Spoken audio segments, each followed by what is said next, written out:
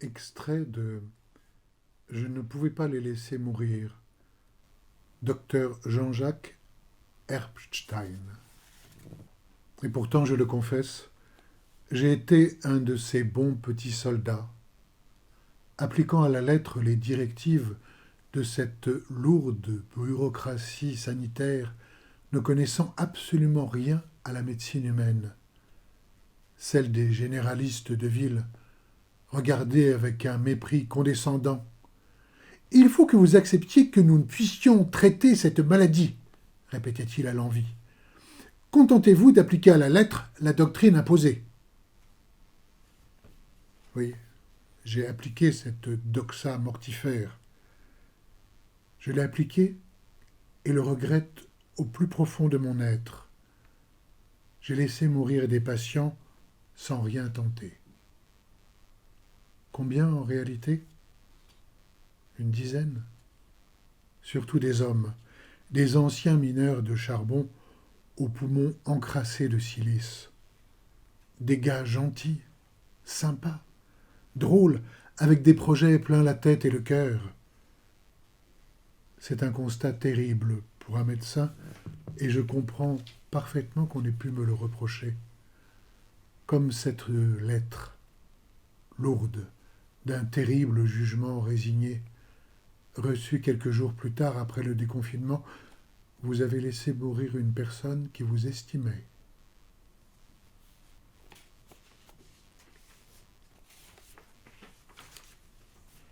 Alors oui, que faire ? Les recommandations officielles préconisaient la prescription d'azithromycine en cas de suspicion de pneumonie avec de grosses difficultés respiratoires. L'azithromycine ? Un bon antibiotique avec des propriétés antivirales et anti-inflammatoires. L'azithromycine ? Un antibiotique que je manie bien.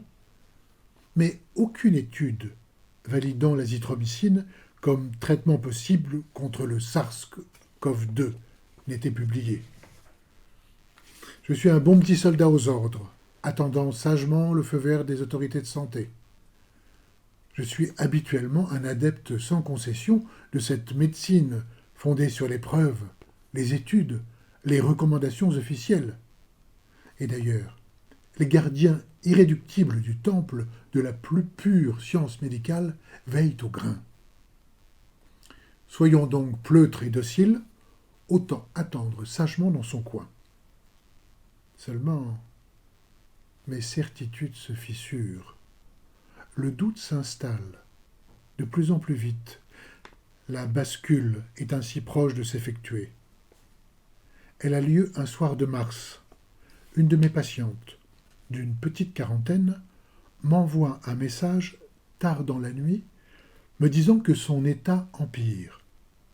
Je l'ai vue dans la matinée pour une très forte suspicion de Covid. Tout était là. Courbature, la fatigue, perte d'odorat, pas de signe d'infection pulmonaire et, naturellement, inutile de faire un test PCR réservé aux professionnels de santé et dont les résultats nous parviennent 3 à 4 jours plus tard. Restez chez vous, et si ça ne va pas, faites le 15, j'annonce par cœur. Ce soir-là, elle m'a aperçu traîner sur les réseaux sociaux, et son message est sans équivoque. « J'ai beaucoup de mal à respirer », m'écrit-elle. Je lui demande de compter sa fréquence respiratoire. Elle est de 27. C'est beaucoup trop élevé. « Faites le 15 !» Je lui conseille fermement. Les urgences n'ont pas cru bon de venir.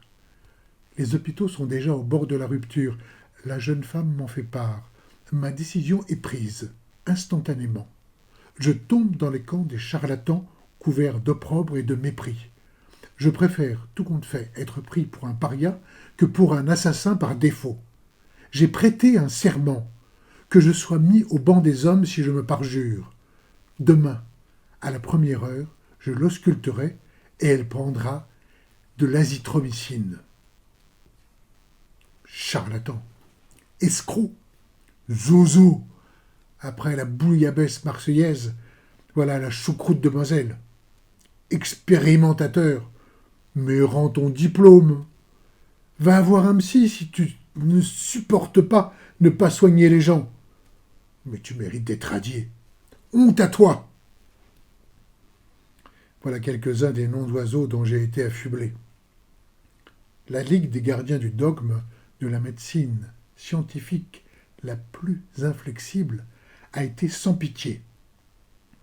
Un confrère, sans doute mal intentionné, a même eu l'ordure violence de m'envoyer le code de Nuremberg sur l'expérimentation humaine, faisant ainsi référence aux médecins nazis, comme si je prenais mes patients pour des cobayes.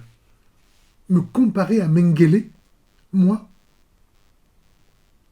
Jamais il ne m'a présenté ses excuses, malgré le message de tempérance envoyé, lui expliquant en quoi ce tweet m'avait blessé.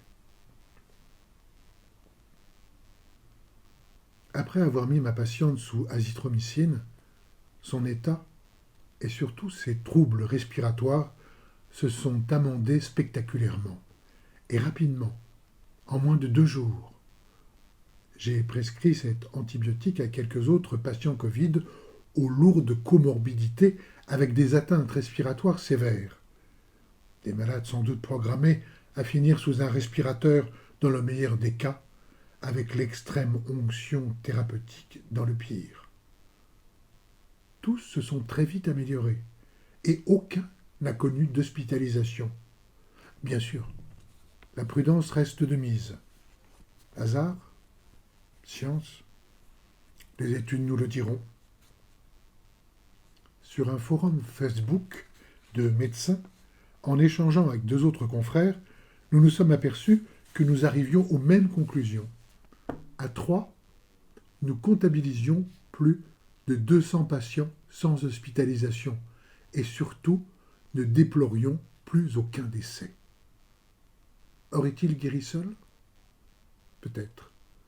Mais au moins, nous avons dompté leurs symptômes. Je n'ai pas fui. Je suis resté à ma place, comme mes confrères, qui sont devenus de merveilleux amis. Je n'ai pas fui par résignation. Je suis resté par conviction. Malgré ce que je vis, ma place a toujours été et restera toujours au milieu de ceux que j'ai choisi de soigner. Je n'ai pas fui et je ne le regrette pas.